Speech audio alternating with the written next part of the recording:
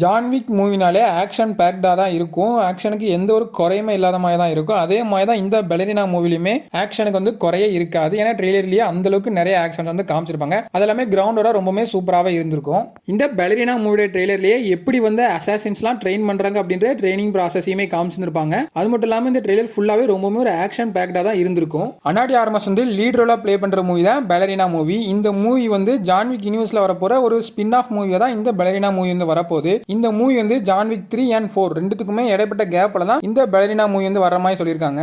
அது மட்டும் இல்லாமல் இந்த மூவியில் வந்து அனாடி ஆர்மஸ் தான் அவங்களோட ஸ்டன்ஸ் எல்லாமே அவங்களா தான் பண்ணியிருக்காங்க அப்படின்னு ஒரு இன்டர்வியூலுமே சொல்லியிருக்காங்க. இந்த பெலரினா மூவியுமே ஜான்விக் 1 மூவி மாதிரி தான் இருக்க போகுது. ஏன்னா இந்த மூவியுமே ஒரு ரிவெஞ்ச் மோட்டிவ்ல தான் இந்த பெலரினா மூவி இருக்க போகுது. ஜான்விக் 1ல வந்து எப்படி அவரோட நாயை வந்து கொன்னதுக்காக ரிவெஞ்ச் எடுப்பாரோ அதே மாதிரி தான் இந்த மூவிலையுமே அவங்க அப்பாவை கொன்னதுக்காக அனாடி ஆர்மஸ் வந்து ரிவெஞ்ச் எடுக்கிற மாதிரி தான் இந்த பெலரினா மூவியுமே போகுது. அது மட்டும் இல்லாமல் ஜான்விக் 5 மூவியுமே கன்ஃபார்ம் ஆயிருக்கு.